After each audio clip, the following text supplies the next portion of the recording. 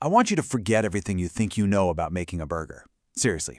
Today, we're going to use a little bit of science to completely deconstruct and then rebuild America's favorite food. We're going to transform it from something, humble into an absolute masterpiece of flavor. So, let me just ask you this. When you go to make a burger, do you form a nice, thick, juicy patty? Do you make sure to handle it really gently so you don't overwork it? Yeah? If you answered yes, well, you might be following some very old and very, very wrong advice. That's right. As the culinary mastermind J. Kenji Lopez-Alt puts it, that old saying, never press on your burger, is, and I quote, patently false. In fact, the real secret to the best burger you've ever had is to do the exact opposite. You gotta smash it. Okay, so here's our game plan. We're gonna engineer the perfect burger by breaking down the science into 5 distinct phases. First, we'll bust that great burger myth. Then we'll get into the cold biology of the meat. After that, we'll harness some violent physics for the perfect crust, create amazing flavor with delicious chemistry, and finally, we'll nail the perfect assembly.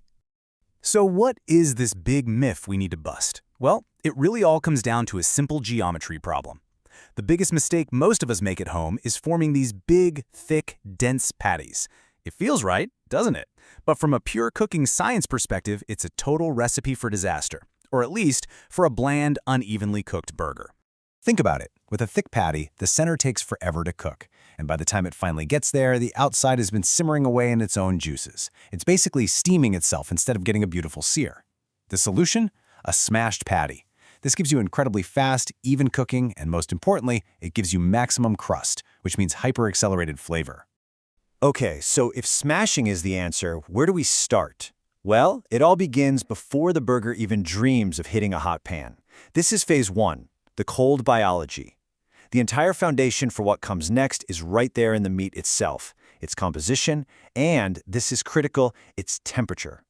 Let me be perfectly clear. You simply cannot make a great smash burger with lean meat. It won't work.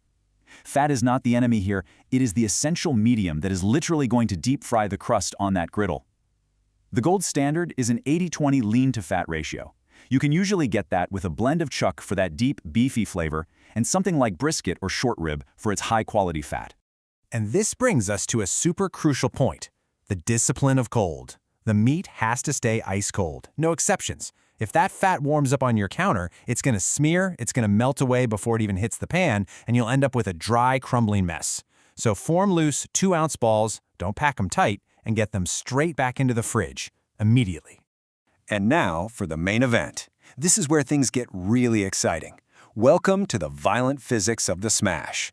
This is where we actively engineer that perfect, crispy, life-changing crust using nothing but sheer force and intense heat.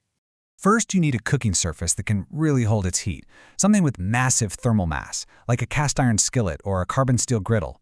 And you need to preheat it until it is screaming hot. We're talking 400 to 450 degrees Fahrenheit. This is so the surface temperature doesn't just plummet the second that cold meat hits it, which would kill your sear instantly. And all that prep work leads to this incredible result. By smashing the patty, we increase the surface area that's in direct contact with that screaming hot pan by a massive 300%. That creates this huge canvas for developing flavor, where a thick patty, well, it just has its sad little edges. Now, the technique here is very precise. You place your cold ball of meat on the hot, dry pan, no oil. The fat in the meat is all you need. Cover it with a piece of parchment paper so it doesn't stick, and then smash it down hard into a super thin disc. Hold that pressure for 10 seconds. You have to do this immediately while the meat is still cold to create that perfect ultra-thin shape. All that violent physics, it serves one ultimate purpose, to set the stage for phase 3, the delicious chemistry. We've just created the absolute perfect conditions for a powerful chemical reaction to take over and do its magic. That reaction has a name. It's the Maillard reaction. It's just a fancy term for that beautiful cascade of chemical changes between amino acids and sugars that creates that rich, brown, deeply savory crust on food. And here's the key. By maximizing our surface area, we've maximized the Maillard reaction. It's really that simple. Maximum crust equals maximum flavor. The first side cooks incredibly fast. We're talking just 60 to 90 seconds. You'll see the edges start to fry in that rendered fat, and they'll form this crispy, fragile web that food scientists actually call the lace. Then comes the most important move of the entire process, the scrape. You need a stiff, sharp spatula to get under the patty and scrape up every last bit of that caramelized crust you just worked so hard to create. Don't lift, scrape. We're almost there. But this final phase isn't just an afterthought. It's all about engineering the perfect final bite through a really careful and really rapid assembly. And here's where I might surprise you. The absolute best cheese for the job is not some fancy cheddar. It's good old American cheese. Why? It all comes down to chemistry. American cheese contains something called sodium citrate.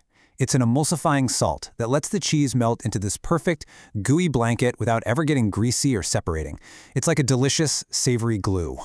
And this whole principle was taken to its logical extreme by Kenji when he was developing the burger for the restaurant Harlem Shake.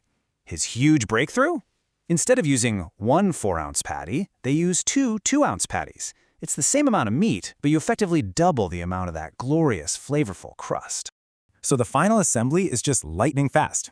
As soon as you flip those patties, you place a slice of cheese on one, and then you immediately stack the second patty right on top. The cheese melts instantly between them, binding those two crispy layers together into one perfect cohesive unit. The entire process, from meat hitting the pan to landing on that toasted bun, takes less than a minute. It's incredible. So you see, the Smashburger isn't just a technique. It's a lesson. It proves that by understanding the science behind our food, the biology, the physics, and the chemistry, we can achieve absolutely incredible results. So, now that you know, it kind of begs the question, right?